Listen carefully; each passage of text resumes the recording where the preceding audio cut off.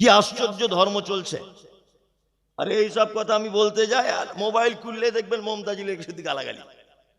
ওরাই মনে মনে আমার স্ত্রী মায়ের সাথে বলে, আমার মাও বলে, আরে তুই বক্তব্য দিতে যাস না গাল খেতে যাস, আমাকে বলে।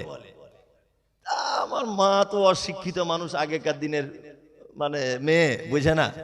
তাই বলছি, মা তুমি ওসব বুঝবে না, তুমি চুপচাপ থাকো। না রে, তোকে গাল দিচ্ছে শুনছিলাম মোবাইলে। যারা গাল দিচ্ছে ওরা সাংঘাতিক চিজ, ওরা গালই ছাড়া আর কোনো উপায় নেই। কি অবস্থা, কি অবস্থা। ভালো কাজ মনে করে করছে, অথচ ইসলামের সঙ্গে কোনো সম্পর্কই নেই। এই যে আর মনে হয় কয়েকদিন পরে সবে বরাত হবে, হবে না? শ্রাবণ মাসে দেখবেন একেবারে বিশাল মোমবাতি আগরবাতি বাড়িতে এখানে ওখানে মানুষ জ্বালাবে। জ্বালাবে কি জ্বালাবে না? জ্বালাবে। আর খালা দেখছি ছাদের সিঁড়িতেও মোমবাতি জ্বালিয়েছে। তা খালার সিঁড়িতে মোমবাতি কি ব্যাপার? বলছে তোমার খালুর আত্মা আজকে বাড়ি আসবে, তো অনেকদিন কবরে চলে গেছে, যদি চিনতে না পারে ছাদের উপর থেকে নামে, ওই জন্য সিঁড়িতে দিয়ে রেখেছি যাতে তোমার খালুর আসতে সুবিধা হয়। দেখবেন সব বাড়িতে বাড়িতে মোমবাতি জ্বলছে। খালা দেখছি হালুয়া করেছে আবার। খালা কি ব্যাপার হালুয়া? বলছো তুমি যে মমতাজুল, তো তুমি নবীর দুশ্মন, তুমি তো নবীকে ভালোবাসো না, তোমার মা হালুয়া করেনি? আমি না, আমার মা তো করেনি। তো বলছে আচ্ছা আচ্ছা, তোমরা আহলে হাদিস তো, ওই জন্য তোমরা এসব করবে না। শোনো, হালুয়া আল্লাহ নবী দাঁত ভেঙে দিয়েছিল, আর নবী রুটি টুটি খেতে পাচ্ছিল না, শক্ত শক্ত, ওই জন্য হালুয়া করে করে খেত।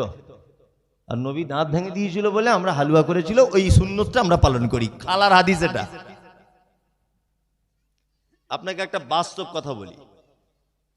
আমার ছেলে একদিন হঠাৎ করে আমায় বলছে, এটা অরিজিনাল নয়, বোঝানোর জন্য। আমার ছেলে একদিন হঠাৎ করে বলছে, আব্বা তোমার আর আমার মায়ের যেদিন বিয়ে হয় আমি বরযাত্রী গিয়েছিলাম, তোমার মনে আছে?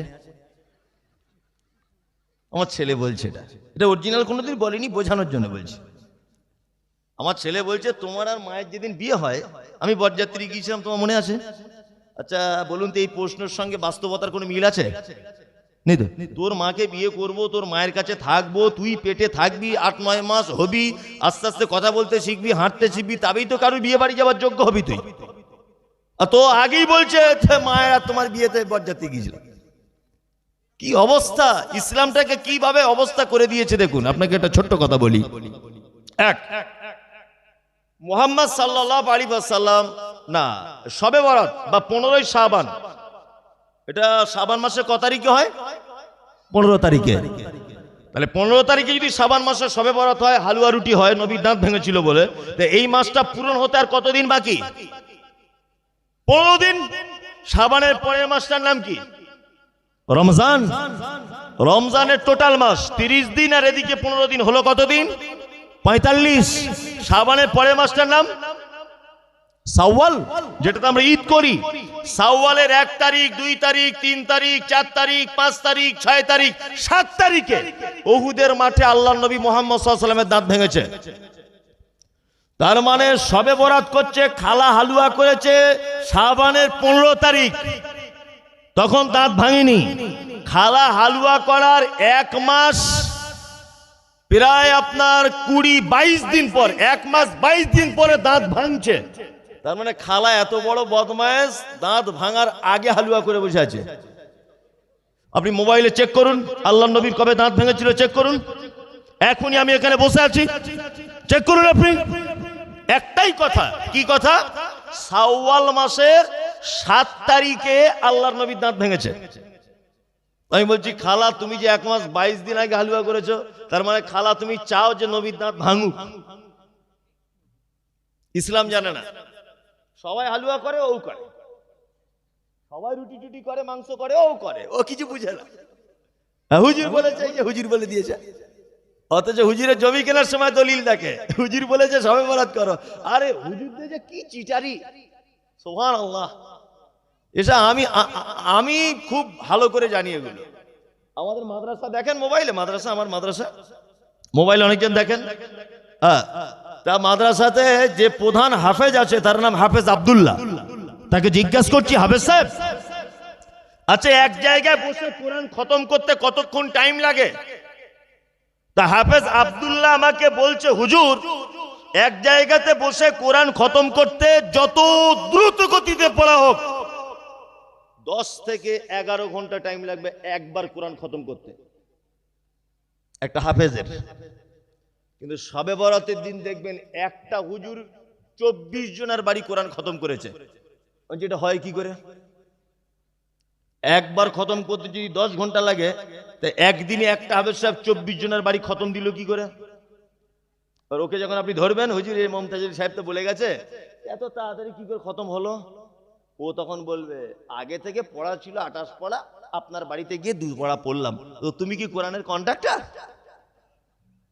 হ্যাঁ, তুমি কি কোরআনের কন্ট্রাক্ট নিয়ে বসে আছো? ইসলামটাকে বুঝুন। সব কাজ ভালো কাজ নয়। সব কাজ ভালো কাজ কি নয়।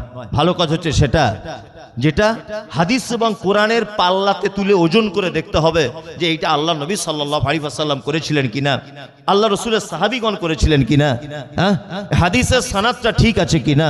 অন্ততপক্ষে আপনার কোনো কিছু যাচাই বাছাই করার ক্ষমতা না থাকলেও আপনার এলাকায় বড় বড় মাদ্রাসা রয়েছে, শাইখুল হাদিসরা আছে, বড় বড় আলেমরা আছে, তাদেরকে একবার জিজ্ঞাসা করবেন যে আমি এই আমলটা করতে চাইছি, এই আমলটা অরিজিনাল হাদিসে আছে তো?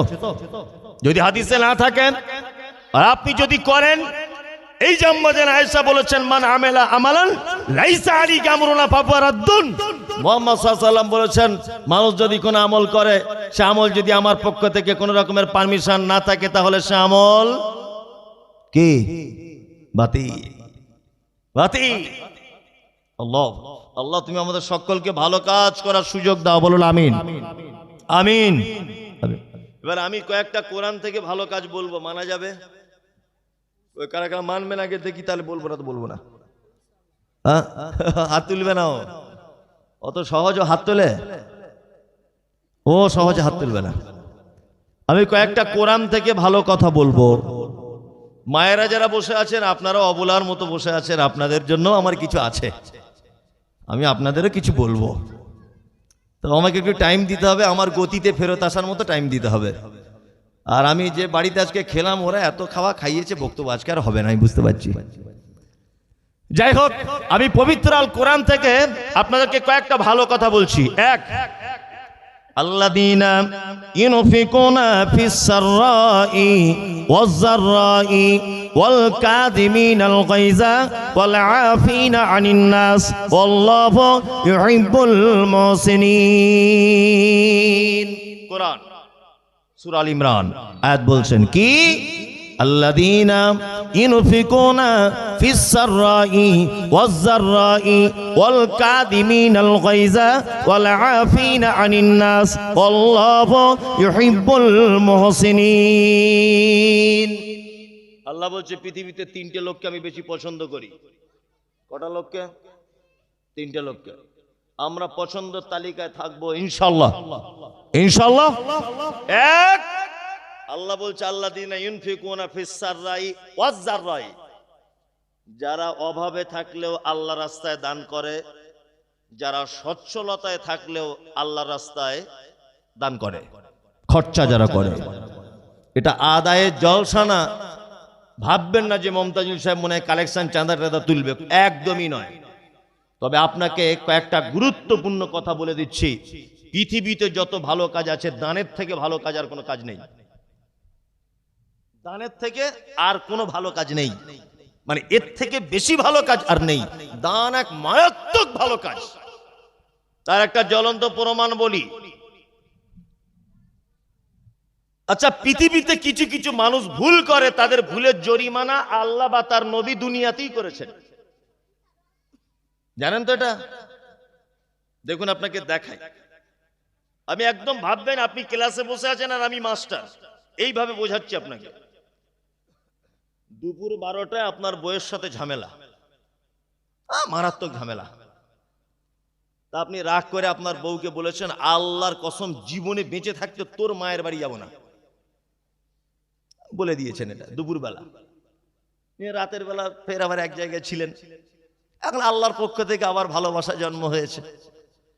তা সকালবেলা দুজনা চা খেতে বসে বসে ওকে বলছেন, দেখ মারুফা, তুই রাগ করিস না, তোর মায়ের বাড়ি যাব না বলেছিলাম, তুই রাগ করিস না, চল মোটরসাইকেলটা বার করছি, চল তোর মায়ের বাড়ি থেকে ঘুরে আসি। আবার আপনি নির্লজ্জ বেহায়ার মতো ওকে পিছনে বসিয়ে ওর মায়ের বাড়ি চলে গেলেন। এই যে তার আগের দিন দুপুরবেলাতে বললেন আল্লাহর কসম যাব না, আর তারপরের দিন দিয়ে চলে গেলেন, এই যে কসমটা দিয়ে কসমটা টিকিয়ে রাখতে পারলেন না, বলুন তো জরিমানা আছে না নেই? কে বলতে পারবে কি জরিমানা? আলেমরা কেউ বলবেন না, সাধারণ লোক কে বলতে পারবে? বলতে পারবে না। কসমের জরিমানা আছে। আল্লাহর নবী কসমের জরিমানা করেছেন কি? একটা কসম খেয়ে যদি কসম রক্ষা করতে না পারো 3টা রোজা রাখতে হবে। কটা? 3টা। 2, মমতাজুর সাহেব 3টা রোজা রাখতে পারবো না, 10 জন মিসকিনকে খেতে দিতে হবে।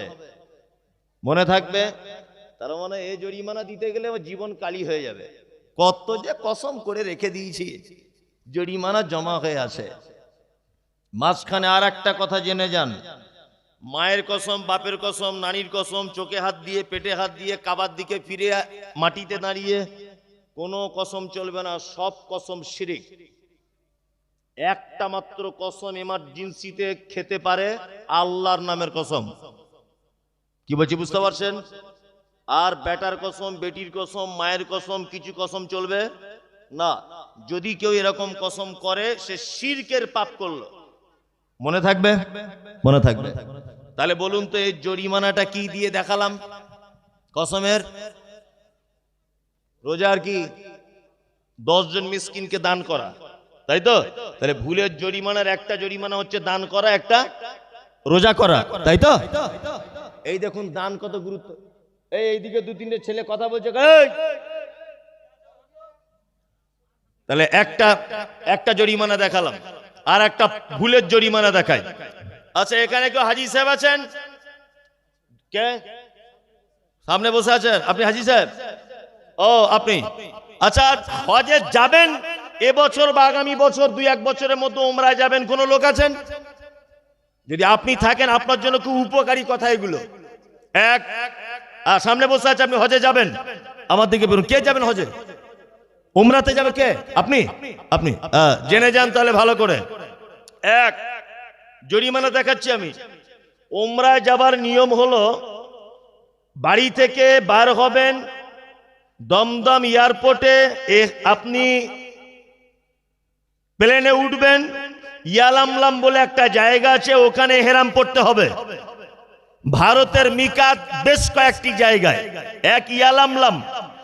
প্লেনটি যখন ইয়ালামলাম পাহাড়ের উপর দিয়ে যাবে, বিমানের ভিতর থেকে তখন বলবে, হাজী সাহেব যারা উমরায় যাচ্ছেন আপনারা এহরাম পড়ে নেন। হাজী সাহেব এহরাম পড়বে, ওইখান থেকে তালবিয়া পাঠ করবে, লাব্বাইক আল্লাহুম্মা লাব্বাইক, লাব্বাইক লা শারীকা লাকা লাব্বাইক, ইন্নাল হামদা ওয়ান নি'মাতা লাকা ওয়াল মুলক লা শারীকা লাক। তালবিয়া পাঠ করবে। প্লেন যদি প্রথমে মদিনায় ঢোকে,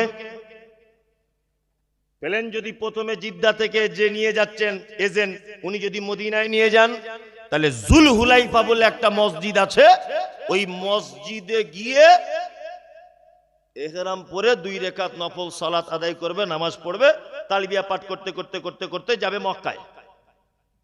মক্কাতে যাবে, হোটেলে জামা কাপড় রাখবে, ভুলে জরিমানা দেখাবো আমি। হোটেলে জামা কাপড় রাখবে, রাখার পরে ও চলে আসবে আবার তালবিয়া পাঠ করতে করতে কাবায়। কাবায় এসে প্রথমেই যখন কাবাকে দেখতে পাবে, এটা আমি আমার অভিজ্ঞতার কথা বলছি, আমি মানে বেশ অনেকবার গেছি, অনেকবার। এই তো মনে হয় 2-3 মাস আগে আমি মক্কাতে ছিলাম, অনেকবার আমি দেখেছি পৃথিবীর যত নিষ্ঠুর লোক হোক, প্রথমে কাবার দিকে তাকালেই চোখ দিয়ে পানি চলে আসে। এটা কিন্তু বাস্তব, একদমই বাস্তব। কাবার দিকে ফিরবেন, ফিরে একটা দোয়া আছে, আল্লাহুম্মা আনতাস সালাম ওয়া মিনকাস সালাম ফাহাইয়ানা রাব্বানা বিস সালাম। এই দোয়া বলতে হবে। ডান পা দিয়ে কাবায় প্রবেশ করলেন, তারপরে গ্রিন সিগন্যাল আছে, ওখান থেকে তওয়াফ শুরু করবেন। তওয়াফ শুরু করার পরে একটা কোণায় দেখবেন একদম হাঁড়ির মুখের মতো, ওইটার নাম হাজরে আসওয়াদ। আপনি সুযোগ পেলে চুম্বন করবেন। চুম্বন যদি না পারেন, তাহলে 2টো হাত তুলে বলতে হবে বিসমিল্লাহ আল্লাহু আকবার। তারপরে একটা জায়গা দেখবেন সোনার বাক্সর মতো করা আছে, ওইটার নাম মাকামে ইব্রাহিম। ওই জায়গাটা দাঁড়িয়ে একটা দোয়া বলতে হবে, ইত্তাখিজি মিন মাকামি ইব্রাহিম মুসাল্লা এই দোয়াটা বলার পরে আরেকটু আগিয়ে গিয়ে পড়বে হাতিম, হাতিমের ওখানে বিশেষ কোনো দোয়া নেই। তারপরে আরেকটা কোনায় পড়বে, তার নাম রুকনে ইয়ামানি। রুকনে ইয়ামানি থেকে দোয়া বলতে শুরু করতে হবে, রব্বানা আতিনা ফিদ দুনিয়া হাসানা ওয়া ফিল আখিরাতি হাসানা ওয়া কিনা আযাবান্নার। এই দোয়া চলবে কতক্ষণ? আবার যতক্ষণ না পর্যন্ত হাজরে আসওয়াদের ওই কোনা না আসবে। এই রকম ভাবে দোয়া করতে করতে 7 বার কাবা চক্কর দিলে একটা তওয়াফ হয়। তওয়াফ শেষ, মাকামে ইব্রাহিমকে সামনে রেখে 2 রাকাত নামাজ পড়তে হবে। 2 রাকাত নামাজ পড়া শেষ, ওইখান থেকে ডান দিকে দেখবেন ড্রামে সব পানি রাখা আছে, জমজমের পানি পান করতে হবে। জমজমের পানি পান করার পরে তলার দিক দিয়ে ঘুরে চলে গেলে 2টি পাহাড় দেখতে পাওয়া যাবে। আল্লাহ কোরআনে বলেছেন, ইন্না সাফা ওয়াল মারওয়াতা মিন শাইরিল্লাহ। পৃথিবীতে অনেক নিদর্শনাবলীর 2টি নিদর্শন আমার পৃথিবীতে আছে, তার মধ্যে একটা হচ্ছে সাফা পাহাড়, একটা মারওয়া পাহাড়। ওই যে মা হাজেরা সাফার পাহাড়ে দৌড়াদৌড়ি করেছিলেন, হাজী সাহেবকে সাফা পাহাড় থেকে দৌড়াতে শুরু করতে হবে।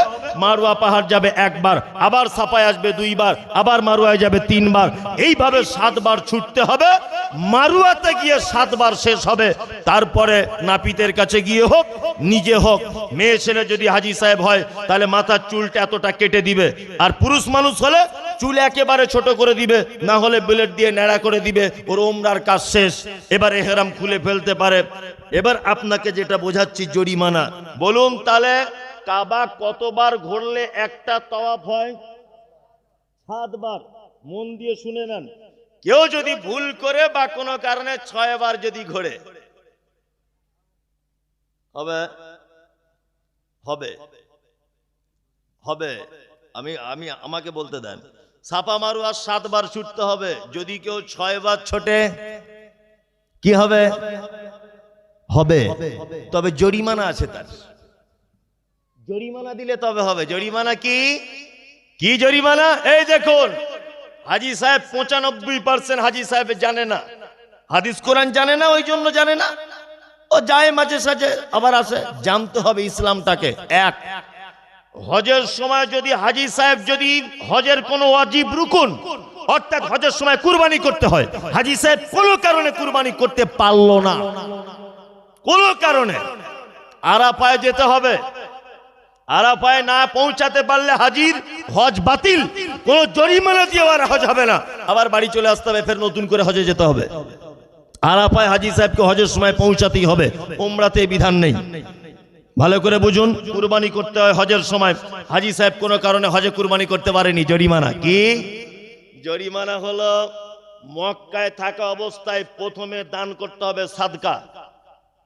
মমতাজুল সাহেব সাদকা করার লোক খুঁজে পাচ্ছি না, তাহলে কি করব? মক্কায় থাকা অবস্থাতে 3টে রোজা রাখতে হবে, বাড়িতে এসে 7টা রোজা রাখতে হবে, টোটালে 10টা রোজা জরিমানা। ওমরা করতে গেছি আমি, কাবা 7 বার চক্কর দেওয়ার কথা, কোনো কারণে ভুল করে হোক, কিছু কারণে একবার মিস হয়েছে, আপনার জন্য ওইখানে থাকা অবস্থাতে দান করতে হবে সাদকা। সাদকার সুযোগ নাই, ওইখানে দাঁড়িয়ে আপনাকে 3টে রোজার নিয়ত করে নিতে হবে। 3টে রোজা ওখানে করবেন, বাড়িতে এসে আপনাকে রোজা করতে হবে 7টা, টোটালে আপনার 10টা রোজা আপনার জরিমানা। তাহলে বলুন তো, হজ ওমরাতে কোনো অজীব রুকুন ছুটে গেলে জরিমানা কি দিয়ে? সাদকা। আমি বলেছি দান কত গুরুত্ব, আগের একটা জরিমানা দেখিয়েছি দান, 10 জনকে দান করো, আর এখানে প্রথমে জরিমানা কি? দান করো। দান যদি সুযোগ না পাও তাহলে রোজা, তাই না? তাহলে 2টো ভুলের জরিমানা দেখালাম, সাদকা বা দান দিয়ে, তাই তো?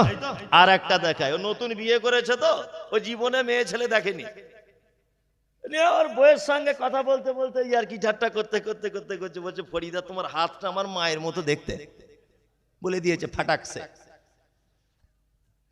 স্বামী স্ত্রীর ব্যাপার, ও জীবনে বউ হয়নি, এও কোনোদিন বড় হয়নি, নতুন নতুন বলে কি বলে দিশে খুঁজে পাচ্ছে না। ওর স্ত্রীকে বলে দিয়েছে, তুমি যখন হাসো না, তোমার ডান দিকের গালে টোল পড়ে আমার মায়ের মতো লাগে, তুমি যখন হাঁটো মনে হয় আমার মা এরকম করে হাঁটে। আচ্ছা বলুন তো, কেউ যদি তার স্ত্রীর অঙ্গ প্রত্যঙ্গ, কারো স্ত্রী কেউ যদি বলে, ফরিদা তোমার হাতটা আমার মায়ের মতো, তোমার চোখ দুটো আমার মায়ের মতো, তোমার পিঠটাও আমার মায়ের মতো, তুমি চলো যখন আমার মায়ের মতো লাগে, বলুন তো স্ত্রীর কোনো অঙ্গ প্রত্যঙ্গ যদি কেউ মায়ের সাথে তুলনা যদি করে দেয়, আচ্ছা বলুন, এটা পাপ কি পাপ নয়? পাপ। এটা যে কত বড় পাপ, এটা যদি দাঁড়ি পাল্লাতে তোলা হয় তার পাল্লার দড়ি ছিঁড়ে পড়ে যাবে। এই জরিমানাগুলো শুধু দেখুন। আর এই ব্যাপারটা জানতে গেলে কোরআনের কাছে যান, সূরা মুজাদালা। আল্লাহ কোরআনে সূরা অবতীর্ণ করেছে, কল সামি আল্লাহু কাওলাল্লাতী তুজাদিলুকা ফি জাওজিহা ওয়া তাস্তাকি ইলাল্লাহ। আয়াতটা খুলে দেখবেন। কেউ যদি তার স্ত্রীর অঙ্গ প্রত্যঙ্গ, এটা মেয়েরা ভালো করে শুনে নেন, যাদের বিয়ে শাদী হয়নি তারা ভালো করে শুনে নেন, আর যাদের হয়ে গেছে তারা সাবধান হয়ে যান। আপনার স্বামী যদি কোনোদিন বলে ফরিদা তোমার হাতটা আমার মায়ের মতো, তা আপনার স্বামীর জরিমানা কি? এক, ফাতাহরিরু রাকাবাতিন মিন ক্বাবলি আন ইয়াতামাসসা। আল্লাহ বলছে তার বরের জরিমানা নিজের টাকা দিয়ে একটা গোলাম কিনে আজাদ করতে হবে, তারপরে বইয়ের গায়ে দ্বিতীয়বার হাত দিতে পাবে, তার আগে হাত দিতে পাবে না। গোলাম কিনে আজাদ করতে হবে। একটা গরিবের ছেলে জেলে আছে অন্যায়ভাবে, ইসলামের কারণে, হিন্দু মুসলিম কোনো জায়গায় ঝামেলার কারণে অন্যায়ভাবে ছেলেটাকে জেলে ভরা আছে। টাকা পয়সা আপনার আছে, টাকা দিয়ে তাকে জেলখানা থেকে ছাড়াতে হবে, 1 নম্বর জরিমানা। 2, মমতাজুল সাহেব টাকা কম, আমি ওকে ছাড়াতে পারবো না, গোলাম আজাদ করতে পারবো না, তাহলে আমার জরিমানা কি? আল্লাহ তাআলা বলছেন ফাওয়াল্লাম ইয়াজিদ ফাসিয়ামু শাহরাইন মুতাতাবিআইন। পর পর 60টা রোজা রাখো। কটা? 60 60। মমতাজুল সাহেব, আমি এই ভুলের জরিমানা করছিলাম, ঠিক 58টা রোজার দিনে একটা রোজা ভেঙে গেছে, আবার প্রথম থেকে শুরু। আলেম ওলামারা আছে, জিজ্ঞেস করুন কারা আছেন। ঠিক বলছি তো আমি? শাহরাইন মুতাতাবিআইন, পায়দার পাই, একদম বিরতি ছাড়া 60টা রোজা। 59টা রোজার দিনে একটা ভেঙে গেছে, আবার প্রথম থেকে শুরু। 60টা রোজা করতেই হবে আপনাকে বিরতি ছাড়া। মমতাজুল সাহেব, এমনিতে রমজান মাসে 30টা করি না, তা কি করে বইয়ের এই কথাটা বলার কারণে 60টা রোজা করব? হ্যাঁ, আপনার আবার তৃতীয় অপশন আল্লাহ দিচ্ছেন কি? আল্লাহ তাআলা বলছেন ফামাল্লাম ইয়াজিদ ফাসিয়ামু শাহরাইন মুতাতাবিআইন, হয়ে গেল 60টা রোজা। আল্লাহ তাআলা তারপরে বলছেন ফাইল্লাম ইয়াস্তাতি ফাইতামু সিত্তিনা মিসকিন। তুমি প্রথমে গোলাম আজাদ করতে যদি না পারো, 60টা রোজা করতে যদি না পারো, আল্লাহ বলছেন ফাইল্লাম ইয়াস্তাতি ফাইতামু সিত্তিনা মিসকিন, 60 জন মিসকিনকে খেতে দাও। শেষ জরিমানা কি হলো? 60 জন মিসকিনকে খেতে দিতে হবে, তবে তোমার বইয়ের কাছে থাকতে পাবে, তার আগে নয়। কি বললাম বুঝলেন? আচ্ছা বলুন তো দেখি, এটা একটা ভুল দেখালাম, এই ভুলের জরিমানা বেশিরভাগ কি দিয়ে? দান, সাদকা। তার মানে পৃথিবীতে যত ভালো কাজ আছে, আল্লাহ সুবহানাহু ওয়া তাআলা একটা কাজের মাধ্যমে মানুষের অপরাধকে ক্ষমা করেন, তার অপরাধকে মিটিয়ে দেন, তার নাম কি? সাদাকা। সাদাকা কত গুরুত্বপূর্ণ এবার আপনাকে বলি। আল্লাহর নবী কি বলছেন? আল্লাহর নবী বলছেন ইত্তাকুন নার ওয়ালাউ বিশিক্কি তামারিন, তোমরা জাহান্নাম থেকে বাঁচো, যে কোনো মূল্যে জাহান্নাম থেকে বাঁচতেই হবে, কিছুই নেই বাঁচার। আল্লাহর নবী বলছেন তোমার খাজুর খাচ্ছিলে, তুমি খাজুর খেতে খেতে অর্ধেকটা খেয়ে নিয়েছো, 3 ভাগের 2 ভাগ খেয়ে নিয়েছো, একটুখানি টুকরা তোমার হাতে খেজুরটা আছে, তুমি জাহান্নাম থেকে বাঁচার জন্য ওই খেজুরটাও যদি পারো আল্লাহর রাস্তায় দান করে দাও, তার বিনিময়ে জাহান্নাম থেকে বাঁচো। আরো দান কত গুরুত্ব আপনাকে বলি। পাড়া গ্রামের যখন বাপ চাচা মা চাচিরা যখন মারা যায়, মারা যাওয়ার আগে তখন আপনাদের এখানে কি করে? তার বড় বেটা এরকম করে চামচে করে পানি নিয়ে ওর মায়ের মুখে দেয়, মা একটু শেষ পানি আমার হাতের খা, দেয় না? হ্যাঁ, ওর মেয়ে এসেছে ওই আপনার সুজাপুর থেকে কানতে কানতে, একদম টোটো গাড়ি থেকে নেমে ওর মায়ের গলা ধরে কাঞ্চার বলছে আব্বার তো জানটা বার হয়ে যাবে, মা আমি কালো আঙ্গুর নিয়ে এসেছি, একটু রস বার করে দে, আব্বার গালে আঙ্গুর দিই। ওর বড় ছেলে হায়দ্রাবাদে থাকতে প্লেনে করে বাড়ি এসেছে, বলছে মা আমি বেদানা নিয়ে এসেছি, একটু রস বার করে দে, আমার আব্বাকে শেষ বেদানা খাওয়াই। তোমার আব্বা কি শেষ বেদানা খেতে চাইছে? ও কি জনমে বেদানা খাইনি? তখনও বেদানা খেতে চাইছে? ইসলাম না বোঝার কারণে কত ভুল করি দেখুন। মায়েরা যারা আছেন ভালো করে শুনে রেখে দেন, আপনারাও যারা আছেন আপনারা তো ইসলাম বুঝতে চাইছেন না, ওই জন্য মানুষটা মারা যাচ্ছে আর তখন বেদানার রস দিচ্ছেন গালে আর ঠান্ডা পানি, মনে হয় জনমে পানি খাইনি। এরকম একটা ব্যাপার। আমরা তো এই করি কি করি না? সত্যিটা বলুন, করি। ইসলাম কি বলছে? আল্লাহ নবী বললেন, একটা মানুষের কাছে মালাকুল মউত যখন আসে, সে নিজে চোখে মালাকুল মউতকে দেখতে পায়। বিশ্ব নবী বললেন, লোকটা যদি ইমানদার হয়, তাহলে যেমন একটা শিশু তার মায়ের কোলে ঘুমিয়ে যায়, মালাকুল মউত তার আত্মাটাকে সহজ করে বার করে নেয়, সে বুঝতে পারে না। ওই জন্য দেখতে পাবেন কিছু লোক আছে হাসতে হাসতে মারা গেল, কথা বলতে বলতে চলে গেল, বেটির মাথায় হাত দিতে দিতে চলে গেল, স্ত্রীর সঙ্গে হাসতে হাসতে চলে গেল, পোতা পতিনের মাথায় হাত দিতে দিতে দাদু আমার চিরতরে বিদায় হয়ে চলে গেল। আল্লাহ নবী বলছেন, লোকটা ভালো লোক যদি হয়, তার মালাকুল মউত তার আত্মাটাকে খুব সহজ করে বার করে নিয়ে যায়। কিন্তু লোকটা যদি খারাপ হয়, লোকটা যদি বদকার হয়, মালাকুল মউত এত কঠিন করে তার আত্মাটাকে ধরে যে তার শিরা উপশিরা সব যেন ছিঁড়ে মালাকুল মউতের হাতে যেন চলে আসে। আর ওই লোকটা বারবার তখন একটা কথা বলে, ফায়াকুলা রব্বি লাউলা আখরতানি ইলা আজালিন করিব ফাআসাদদাকা ওয়া আকুম মিনাস সালিহিন। হে আমার প্রতিপালক, পৃথিবীতে থাকার মতো টাইম আমার আর নাই, মালাকুল মউত চলে এসেছে, আমাকে আল্লাহ তুমি একটু টাইম দাও, ফাআসাদদাকা ওয়া আকুম মিনাস সালিহিন।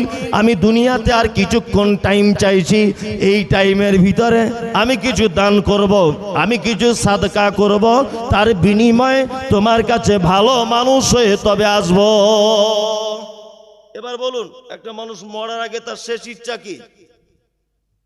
আল্লাহ টাইম দাও, কিছু দান করব। এই একটা কথা জেনে রাখো, আপনার মায়ের অক্সিজেন চলছে, মানে 10 মিনিটের মধ্যে মারা যাবে, ওর তখন আর দান করার ক্ষমতা আছে? কিন্তু আল্লাহ ওর কথা কোরআনে নকল করে দিয়ে বলছেন, কি বলছেন? ফায়াকুলা রব্বি লাউলা আখরতানি ইলা আজালিন করিব ফাসাদদাকা ওয়া আকুম মিনাস সালিহিন। আপনার মা তখন বলে, আল্লাহ সেই কথা কোরআনে উল্লেখ করেছেন, আপনার মা কি বলে? আল্লাহ একটুখানি আমাকে সুস্থ করে দাও, একটুখানি টাইম দাও, আমি আবার দুনিয়াতে যাই, আমি কিছু দান করে আবার তোমার কাছে চলে আসবো। তার মানে আপনি বেটা হিসাবে আপনার উচিত হবে যে আপনার মা যখন দেখবেন, আপনার আব্বা যখন দেখবেন এরকম অবস্থায়, তখন তাড়াতাড়ি করে কিছু টাকা পয়সা সাদকা, যখন আপনার চাল ডাল যাই হোক, সঙ্গে সঙ্গে মসজিদে গিয়ে দিয়ে দিবেন, মাদ্রাসায় গিয়ে দিয়ে দিবেন যে আমার আব্বা খুব কষ্ট পাচ্ছে, একটু দোয়া করুন আমার আব্বার জন্য। আপনার আব্বার পক্ষ থেকে আপনি দেবেন। কি বলছি বুঝতে পারছেন? হ্যাঁ, আরে দান কত গুরুত্বপূর্ণ বোঝানো গেল গেল গেল। চলুন তাহলে আল্লাহ সুবহানাহু ওয়া তাআলা বলছেন, পৃথিবীতে 3টে লোক আমার কাছে প্রিয়, যারা আমার রাস্তায় দান করে। আর একটা চমৎকার হাদিস বলতে আমার খুব মন চাইছে, হাদিসটা বলিয়ে দিই তাহলে। আচ্ছা, যারা আপনারা এখানে বসে আছেন, আল্লাহর নবীকে কেউ দেখেছেন? না। যদি বলছেন এটা প্রশ্নের মধ্যে পড়েই না। আচ্ছা, কিয়ামতের দিনে যেন নবীর সাথে একটু দেখা হয়, এই আশা কারো আছে? আছে আছে। কার সঙ্গে নবীর আগে দেখা হবে? একদম সহিহ বুখারী হাদিস, এটা একদম সহিহ বুখারী হাদিস। বর্ণনা করেছেন কে?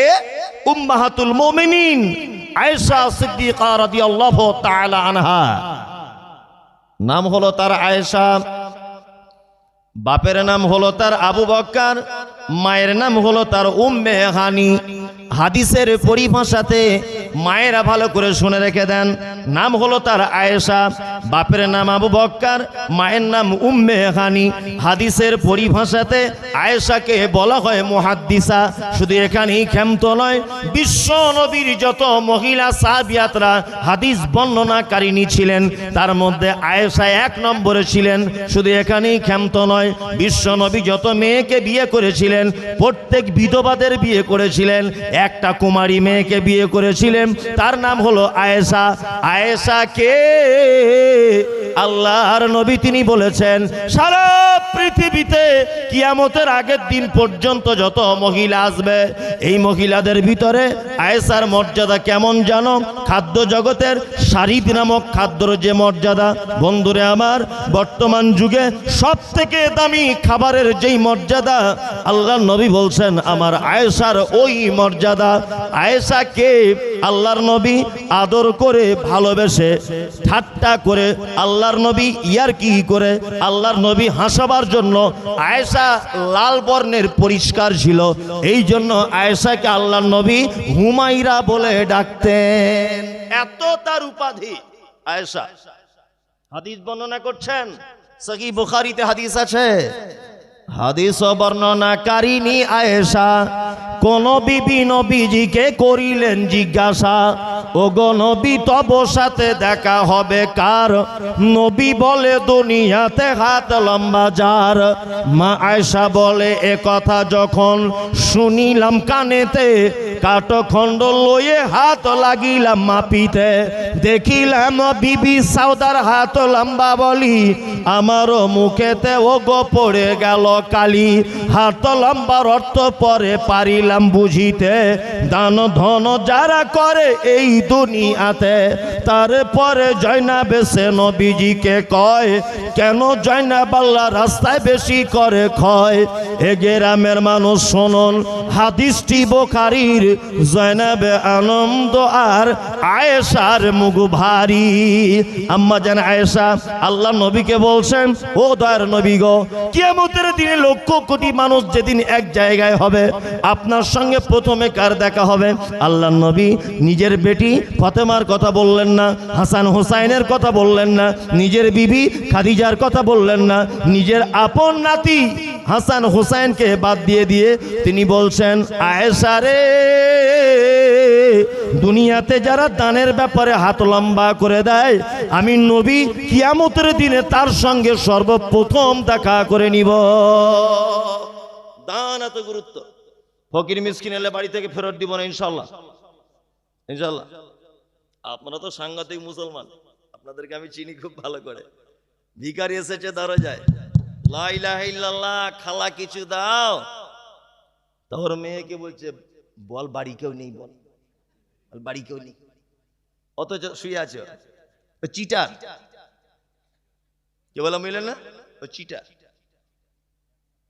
আল্লাহ বাড়িতে শুয়ে আছে, তারপরেও বলছে বল বাড়িতে কেউ নেই। শুনুন একটা কথা আপনাকে বলি, ভিখারিকে ভিখও যদি না দিতে পারেন, অরিজিনালি আপনি বাচ্চাকে দুধ খাওয়াচ্ছিলেন, পানি গরম করছিলেন, জামা কাপড় পরিষ্কার করছিলেন, অরিজিনাল। ভিখারি এসেছে আপনার দরজায়, আল্লাহ রাসূল বলেছেন কি আফজালুল কাউল সাদাকা, তুমি ভিখারিকে উত্তম কথা বলেও যদি বাড়ি থেকে বিদায় জানাতে পারো, তো দান করে যে নেকি পেতে, ওই নেকি তোমার আমলনামাতে তুলে দেওয়া হবে। মিষ্টি করে বলো, খালা তুমি এসেছো, এমন টাইমে এসেছো না তুমি, আমার ছেলেকে একটু দুধ পান করাচ্ছিলাম, তুমি এক কাজ করো না, 5টা বাড়ি ঘুরে তবে আমাদের বাড়িতে এসো, আর না হলে এক কাজ করো, আগামী সপ্তাহে আসবে, তোমাকে 2 দিনের ভিক্ষা একসঙ্গে দিয়ে দেব। মিষ্টি কথা বলবেন, ভিখারি অসহায় দুস্থ মানুষদের পাশে দাঁড়াবেন। দান পৃথিবীর এক বড় বড় বড় আকারের মূল্যবান ইবাদত। এই যে আপনাকে প্রথমে বলেছিলাম, কুকুরকে পানি দান করে গিয়েছে কোথায়? জান্নাতে। ক্ষুধার্তকে খেতে দেবেন, দেখবেন আল্লাহ আপনার মালে বরকত দেবে। শুনুন